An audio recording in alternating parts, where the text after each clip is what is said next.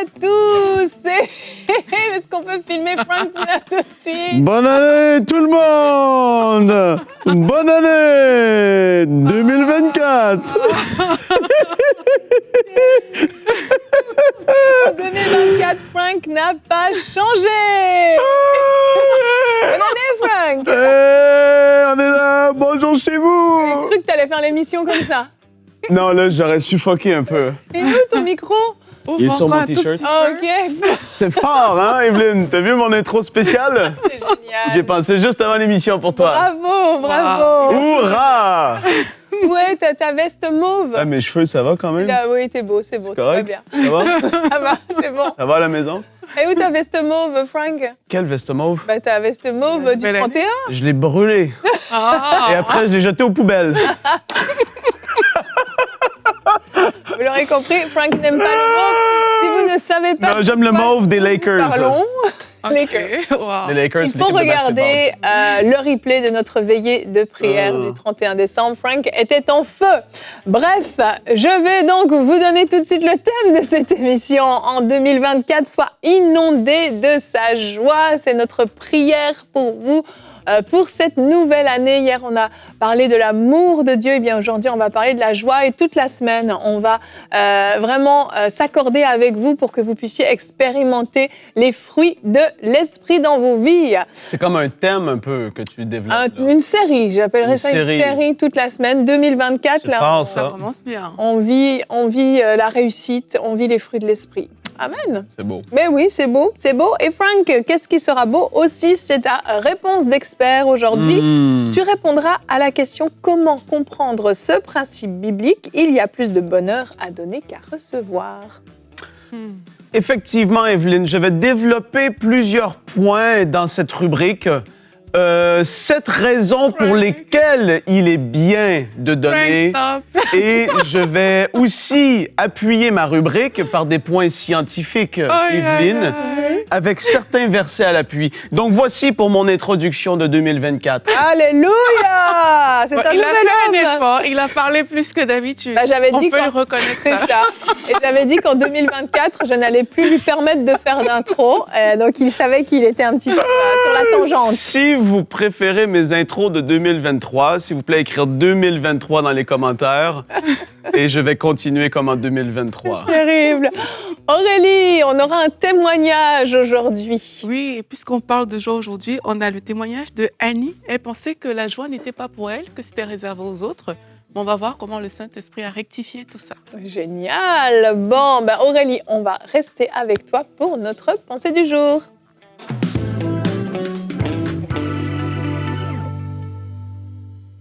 Aujourd'hui, on aimerait vous encourager sur ce plateau et vous dire que c'est possible de ressentir la joie de Dieu en toutes circonstances. Notre joie en tant qu'enfant de Dieu ne dépend pas des événements extérieurs, mais elle dépend véritablement du Saint-Esprit. Et on sait que parfois, ce n'est pas facile, ce n'est pas évident. Il y a des situations dans la vie par lesquelles on passe et le but de ces situations, c'est d'aspirer comme ça votre joie.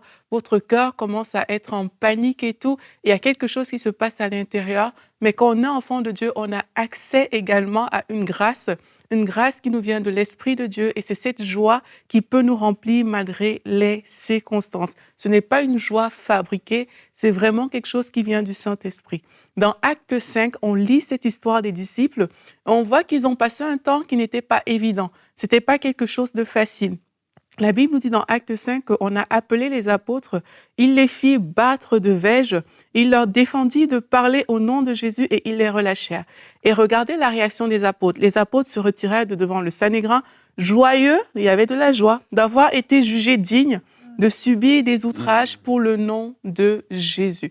Normalement, quand on finit de te frapper avec une verge, tu ne dois pas te retrouver comme « oh là, je suis contente et tout ». Non, il y a quelque chose, peut-être, c'est un événement qui a pour but de voler ta joie, comme beaucoup d'événements qui peuvent arriver dans nos vies, dont le seul but est de voler notre joie. Mais là, on voit que les disciples, ils étaient joyeux, ils se sont trouvés même dignes d'avoir été battus pour le Seigneur. Mais cette joie des disciples, j'ai envie de vous dire aujourd'hui qu'elle n'était pas fabriquée. Elle ne dépendait pas des éléments extérieurs, elle dépendait tout simplement de la présence du Saint-Esprit. Et aujourd'hui, j'aimerais vous inviter à être remplis de l'Esprit de Dieu, parce que le Saint-Esprit, c'est l'Esprit de joie. Dans Ésaïe 61, la Bible nous dit que l'Esprit du Seigneur est là pour accorder aux affligés, pour leur donner un diadème au lieu de la cendre, une huile de joie au lieu du deuil, un vêtement de louange au lieu d'un esprit abattu. Et je crois que c'est ce que le Saint-Esprit veut faire dans notre vie à nous tous, même si ça ne semble pas évident. Au lieu de nous plaindre, décidons d'être remplis du Saint-Esprit. Décidons de connecter avec la présence de Dieu. Et alors que tu es dans cette présence et que tu décides de demeurer proche du Seigneur, la joie de Dieu qui a rempli les disciples va te remplir. Le Saint-Esprit, qui est l'Esprit de joie, il va se déverser sur toi. Et là où les circonstances avaient pour but de te faire pleurer, de te faire perdre cette joie, tu vas voir que de toi, les sources de l'Esprit en toi vont sortir une joie qui ne s'explique pas, une joie qui ne dépend pas des circonstances. Une autre dernière chose aussi, n'essayons pas d'utiliser des événements extérieurs pour nous donner de la joie, ça ne marche pas. Les plaisirs de la vie, la luxure, les convoitises, l'argent, c'est que des éléments extérieurs. Ils ne peuvent pas satisfaire la joie intérieure dont l'âme a besoin. Quelquefois, on essaie ces choses-là pour combler cette joie-là, mais ça ne fonctionne pas. C'est bien le Saint-Esprit qui nous remplit de sa joie et qui fait toute la différence. Amen, c'est le Saint-Esprit. C'est tellement ça. C'est pas une joie, comme tu dis, qui dépend des circonstances ou des personnalités légèrement excentriques qu'il peut y avoir sur ce plateau. Je crois qu'il est quasiment tout le temps dans la joie, quand même. Hein. Oui, c'est Si rare. je suis pas dans la joie, vous faites quoi? Ce sera trop bizarre. Non, généralement, quand il est fatigué, là, il a sa tête un peu... là, faut pas trop lui parler. Bougonneux, comme Voilà, on dit. un petit peu. Ce matin, là, en arrivant au bureau, j'étais un peu claqué. Je me suis dit, là, il faut pas trop me parler. Là. Voilà, tu vois, c'est ça. Ça, il était à son max de sa non-joie. Là, après, j'ai vu Jérémy. Et quand j'ai vu Jérémy, je lui ai fait une blague un peu pour le piquer. Et là, on a éclaté en rire. Et là, après, c'était bon. C'est comme si ça le démarrait, la joie. Mais c'est ça, mais parce que tu as une personnalité comme ça. Ouais. Et il y en a qui ont des personnalités très réservées. Pas besoin d'avoir une personnalité. Justement, en fait, c'est ça qui est merveilleux. Tout le monde a une personnalité. Non, que tout le monde n'ait pas une personnalité comme toi, c'est une bonne chose, je pense. Parce que ce serait la catastrophe sur le plateau si on était tous... Mais c'est déjà cool, tu vois, d'avoir ça, oui. S'il y a des personnes, parce que pour moi, en fait, il faut faire la part des choses, il ne faut pas tomber dans la chair, parce qu'on en a déjà parlé, du fait que, en effet, un des fruits ou les caractéristiques du fruit de l'esprit, c'est la joie. Et quand une personne est dans la joie, pas tout le temps, mais naturellement, il va y avoir des rires, il va y avoir des sourires, il va y avoir un sentiment de ce que la joie apporte. Il y en a qui sont dans la joie. Parfois, c'est tellement intérieur que mais tu leur parles et ils sont joyeux quand même. Mais parce qu'Aurélie parlait tout à l'heure que c'est pas dépendant de toutes les choses qui peuvent être externes à nous, la joie n'est pas dépendante de tout ça, c'est vraiment vrai et je veux pousser ou challenger quelqu'un à dire cette année, alors que vous êtes avec le Seigneur, demandez au Seigneur qu'il vous remplisse de son esprit et alors qu'il vous remplit, que vous voulez expérimenter la joie du Saint-Esprit. C'est pas un truc bizarre. Ouais. Mais je crois que vous pouvez être rempli de joie à ce moment-là et que c'est surnaturel et qu'il peut y avoir des rires et qu'il peut y avoir quelque chose qui se passe que vous n'êtes pas habitué. C'est arrivé à des gens que j'ai connus qui ont été remplis du Saint-Esprit et le fruit, la caractéristique, je vais le dire comme ça, de la joie s'est manifestée. Et ça, c'est fort et c'est surnaturel. Et je crois à ça, et je crois que c'est disponible pour cette année, pour n'importe qui, peu importe la personnalité. Amen. Je me rappelle, un jour, il y avait une situation qui m'énervait tellement, tu vois, et c'était même une personne qui m'énervait. Et j'ai décidé de prier. Ne pointe pas du doigt dans ces moments-là, s'il te plaît. Ça n'avait rien à voir avec qui m'énervait. Non, c'était pas ici. Et puis, j'ai décidé de prier pour ça. Et à peine j'ai commencé à parler, je disais, Seigneur, tu vois la situation, j'ai éclaté de rire. Wow. Mais vraiment, c'est comme si... Ce que j'avais ressenti, c'est comme si, pour moi, c'était trop sérieux, mais pour Dieu, ça m'avait l'air d'être tellement banal que j'ai éclaté de rire dans la prière. Et du coup, ça a comme... toute la frustration, tout ça, c'est tombé instantanément, en fait. Wow. C'est vraiment tombé instantanément. Et je pense que c'est possible d'expérimenter des choses comme ça. Parfois, on vit des situations et on magnifie tellement la situation. On pense que si cette situation-là ne quitte pas de ma vie, je ne peux pas manifester la joie, mais c'est pas vrai. Dans la présence de Dieu, tu peux vraiment manifester la joie, peu importe ce qui se passe autour de toi. Même si tout n'est pas rose, même si, oui, il y a des défis, même si c'est pas évident, c'est possible de manifester la joie. Les personnes les plus joyeuses, c'est pas juste seulement parce que tout se passe bien dans leur vie, tu vois, c'est aussi parce qu'elles ont décidé de le manifester. Et quand tu es connecté à l'Esprit de Dieu, mais raison de plus, en fait, pour bénéficier de sa source de joie, pour qu'elle puisse te remplir. Amen. Et en préparant cette émission, je méditais sur le thème et on peut regarder tout de suite notre verset du jour qui est dans Jean 15 au verset 11 et je méditais sur ce verset. Donc Jésus dit, je vous ai dit cela afin que ma joie demeure en vous et que votre joie soit complète. Jésus leur dit, ma joie à moi va venir demeurer en vous afin que votre joie soit complète. Parce que notre joie à nous, en tant qu'humains, n'est pas complète. Elle est limitée par les circonstances, etc. Ouais. La joie de Jésus est complète et elle est limitée par rien du tout, en fait. Et donc, je méditais sur ce verset et je suis tombée sur cette citation de Jean Calvin qu'on peut regarder. Jean Calvin a dit « Aussi souvent que l'amour paternel de Dieu envers nous est prêché, sachez qu'il nous est donné un terrain pour une vraie joie. Car avec une conscience paisible, nous pouvons être certains de notre salut. » En fait, ce que cette citation nous explique, c'est qu'à chaque fois qu'on nous parle de l'amour de Dieu pour nous, c'est un terrain favorable pour expérimenter la joie. Parce que cet amour a été manifesté au travers de son Fils qui a été donné pour nous, et donc notre salut. Et en fait, en gros, ce que cette citation veut dire, c'est que notre salut, le fait de savoir que nous sommes sauvés, d'avoir cette assurance, est une source suffisante de joie pour surplomber en fait tout ce qu'on peut vivre de difficile, toutes les épreuves qu'on peut traverser, tous les temps difficiles qu'on peut avoir. Dans ces moments-là, il faut des fois savoir un petit peu lever les yeux au ciel, pas juste regarder ce qui se passe dans notre vie, mais lever les yeux au ciel et se souvenir Dieu m'aime. Ouais. J'ai été racheté, mes péchés ont été effacés et j'ai accès au ciel. Un jour, les situations difficiles que je vis sur cette terre passeront. Un jour, je serai dans la glorieuse présence du Seigneur. Et juste là, si vous ne souriez pas en imaginant ça, il y a quelque chose qui ne va pas. Et il y a des moments où il faut simplement rentrer dans des temps de louange. Il y a des moments où il faut chanter des louanges à Dieu. Il y a des moments où tout est difficile et on lève les yeux et on commence à chanter. Et le sourire se dessine naturellement sur le visage sans même qu'on s'en rende compte. On est en train de sourire. On peut être en train de pleurer de joie et de reconnaissance. C'est quelque chose qui vient de l'intérieur, en fait. La joie est en nous, elle se manifeste de l'intérieur vers l'extérieur. Alors que la joie du monde vient des circonstances et vient en nous. Donc, c'est deux choses complètement différentes. C'est ça qui est fort, c'est quelqu'un qui vit, ou comme tu l'as lu tout à l'heure, les disciples, dans les actes, ils vivent des moments difficiles.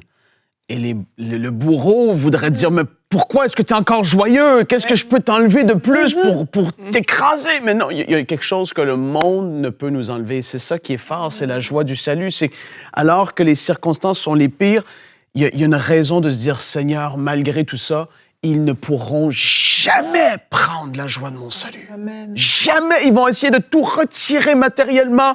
Ils vont vouloir essayer de... Mais non, il y a la joie du salut qui est dans l'enfant de Dieu. Et ça, c'est la plus forte, la plus grande des sources de joie. Et pour moi, même, c'est... voilà, en effet, moi, tu le sais, je l'ai déjà dit plusieurs fois, je pense à ça parfois quand je suis seul. Et j'ai un sourire, je ris, je remercie le Seigneur de ce qu'il a fait pour nous, de ce qu'il nous a sauvés. Et j'ai envie d'encourager quelqu'un en terminant ce temps de discussion, d'être la personne qui peut-être dans la famille, vous allez être la personne dans votre famille qui allait changer un peu l'atmosphère ou le cycle de comment les choses ont été, parce que des familles qui ont été prises dans des espèces de joug de dépression continue, sérieux, il n'y a jamais le rire, jamais la joie, jamais, même que ce soit par rapport à la joie du salut ou des circonstances, même si c'est compliqué, d'être une personne qui allait communiquer la joie. Moi, j'ai été entouré d'un père qui rit énormément dans le naturel. Mon grand frère, j'ai un grand frère aussi qui rit aussi beaucoup. Je ris beaucoup. mais d'être cette personne qui, dans la famille, va amener la joie. Ouais. Ça, c'est une grâce et c'est une bénédiction. Amen. Et aussi, peut-être, si vous sentez qu'à cause de votre salut, justement, vous êtes un peu persécuté, comme on a vu dans Actes des Apôtres tout à l'heure, mais c'est de se rappeler cette joie dont on est en train de parler et de dire que peu importe ce qui se passe dans votre famille, avec vos proches et tout, la joie du Seigneur peut être votre force et elle l'est au nom de Jésus. Amen, amen. Et Frank, on va passer à notre rubrique Réponse d'experts. On va voir comment comprendre ce principe biblique. Il y a plus de bonheur à donner qu'à recevoir.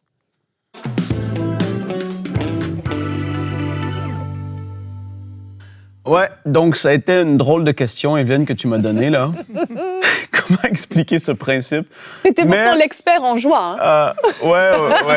Mais c'est une question particulière, Bien mais ça a sûr. été intéressant parce que j'ai une prédication toute entière à faire en 7 minutes. Donc c'est génial, je suis rempli de joie. Youhou! La société et la façon de faire aujourd'hui nous poussent à toujours désirer plus dans notre propre vie.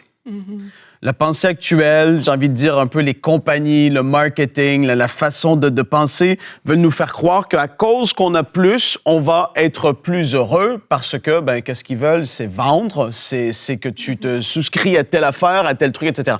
Tout s'en va dans cette direction-là. Et les gens travaillent, économisent, achètent et possèdent, mais sont moins épanouis. Parce que c'est sans fin, parce qu'il y a un nouveau truc finalement qui fait que ton vieux truc pour lequel tu as économisé, travaillé du temps supplémentaire et tout ça, ça vaut plus rien à tes yeux et ça se retrouve dans la poubelle. Donc là, une de ces preuves, c'est qu'en effet, il y avait eu une étude. Tu vois, Evelyne, j'avais dit qu'il y avait des affaires scientifiques dans mon truc. Wow. Une étude a démontré ou aurait démontré que les gens aux États-Unis et en Angleterre seraient moins épanouis et heureux qu'il y a 50 ans, malgré que les biens matériels et les richesses sont plus grandes dans ces pays. Ça ne m'étonne pas du tout. Et donc, on voit la société qui est au gré de tout ça. Et j'ai pas de la misère à le croire.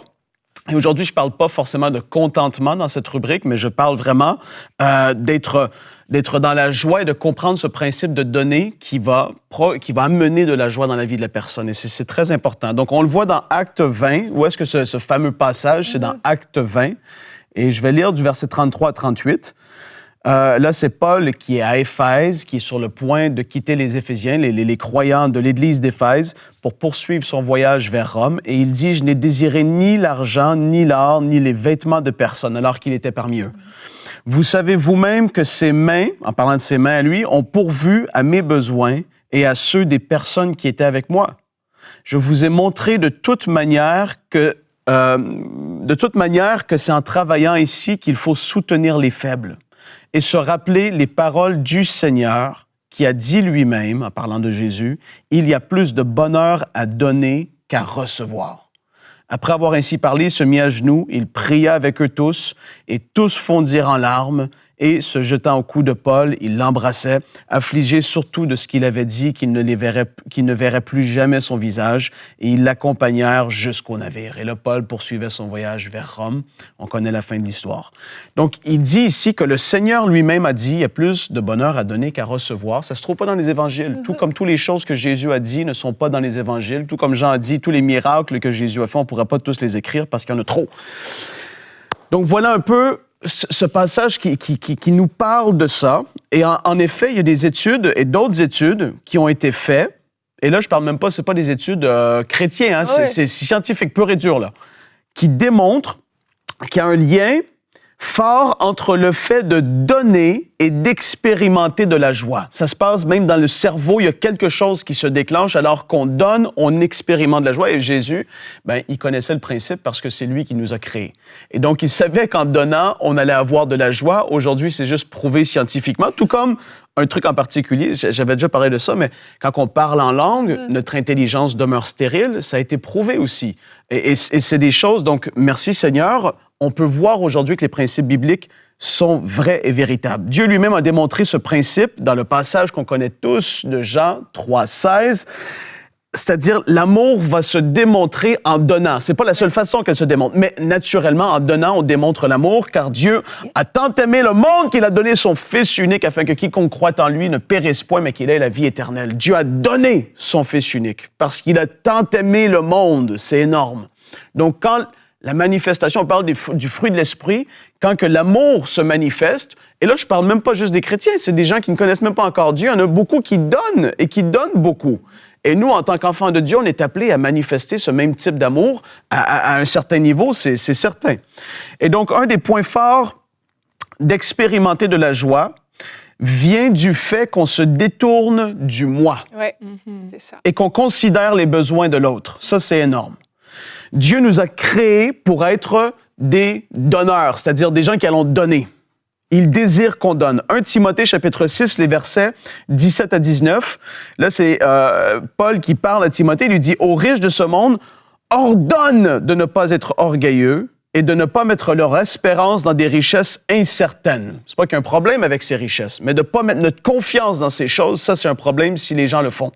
Mais il dit « Mais dans le Dieu vivant qui donne tout avec abondance pour que nous en jouissions, ordonne-leur de faire le bien, d'être riches en belles œuvres et de se montrer généreux, prêts à partager. » C'est l'attitude de ceux qui ont en abondance. Et là, quand on parle de riches, on ne parle pas de ceux qui ont des milliards. On parle de ceux qui ont même plus que ceux qu'ils ont besoin pour vivre leur vie. Pour moi, en tout cas, c'est comme ça que je le vois. Ils s'assureront ainsi en guise de trésor de bonnes fondations pour l'avenir afin de saisir la vie éternelle.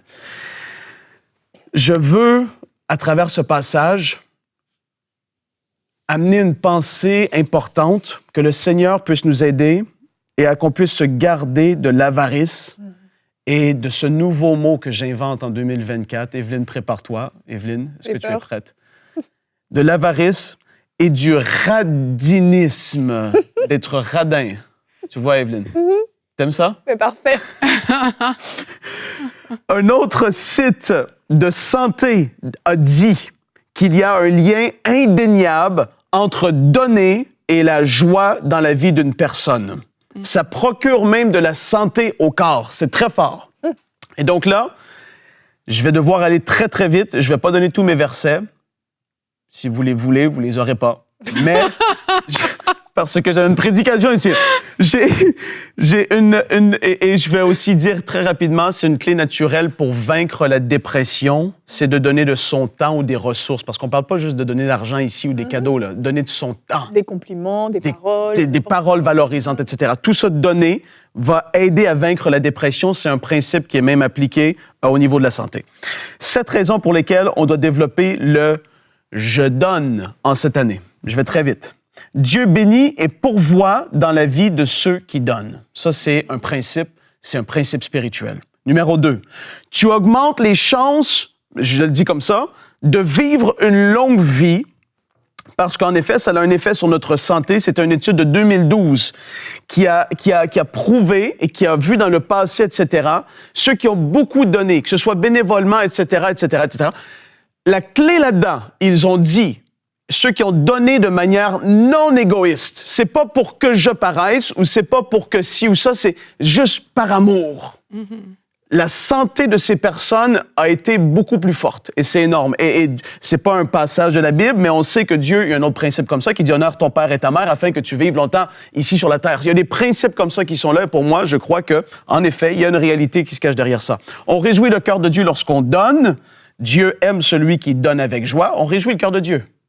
Donner donne envie de donner encore plus envers toi-même, mais aussi envers les autres qui t'entourent. Quand on voit et qu'on est entouré de gens généreux, ça nous pousse à donner. Donner démontre notre foi.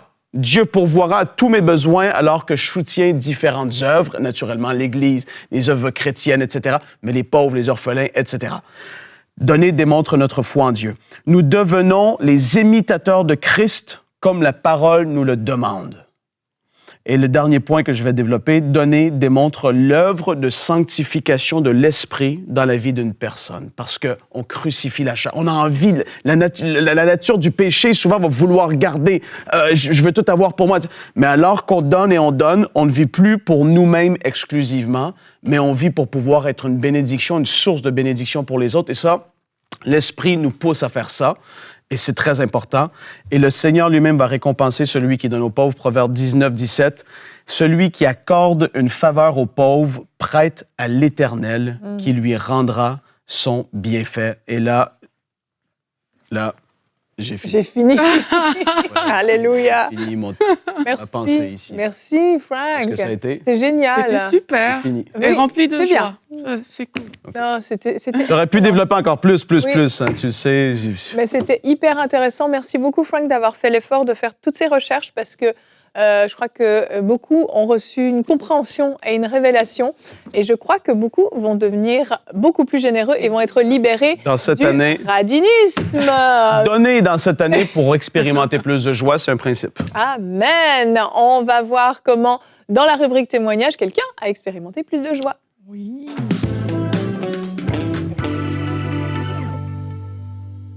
Alors, il s'agit de l'histoire de Annie, dont j'ai parlé tout à l'heure. Annie qui vit ici au Canada.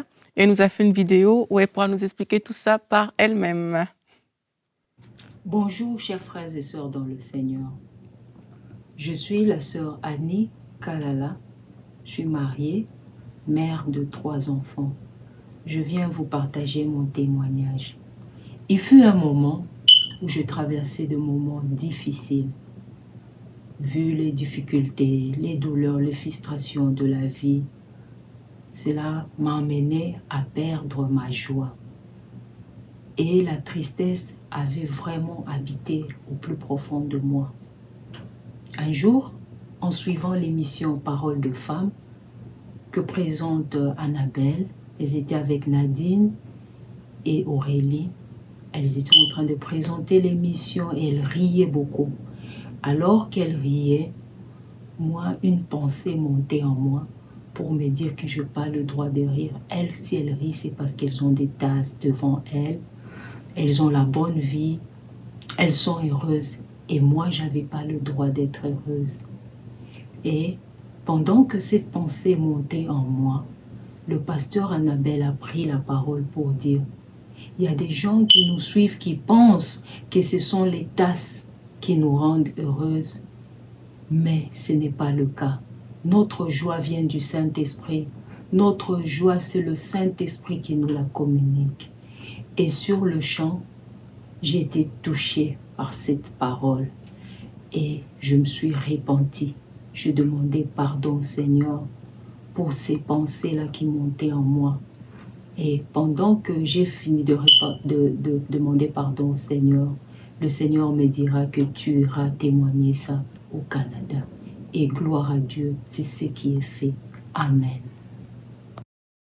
Amen. Merci, Gloire à Annie. Dieu. Oui, et on voit Super. que Annie, elle est plutôt introvertie comme personne. Mhm. Mais en parlant avec Nadine, qui la connaît à titre personnel, Nadine m'a vraiment confirmé qu'il y a eu des bons changements dans la vie d'Annie. La joie du Seigneur l'a remplie et on bénit le Seigneur pour ça. Oh, wow. Merci beaucoup, Aurélie, pour ce beau témoignage. Merci, Annie. Vraiment, soyez inondés de sa joie. C'est vraiment ce qu'on désire pour vous. Et la joie de Dieu, la joie du Seigneur est disponible pour chaque personne. Comme on l'a dit, peu importe votre personnalité, peu importe ce que vous vivez. Et je sais que pour certains d'entre vous, ce sont des paroles qui sont difficiles à entendre parce que vous passez par des moments très, très difficiles. Mais vraiment, j'aimerais vous encourager. Allez lire Jean 15, puisque Jésus a dit « Je vous ai dit ces choses afin que ma joie demeure en vous ». Le Seigneur veut vous encourager lui-même aujourd'hui. Et demain, on se retrouve, on va parler de la paix en 2024. Sois en paix. Et oui, la joie est disponible, mais la paix également. Et nous aurons une rubrique « Pasteur, j'ai une question » avec Omer. La Bible dit que Jésus est le prince de paix. Qu'est-ce que cela signifie pour ma vie? Eh bien, vous aurez la réponse demain. Merci à tous les deux et bonjour chez vous.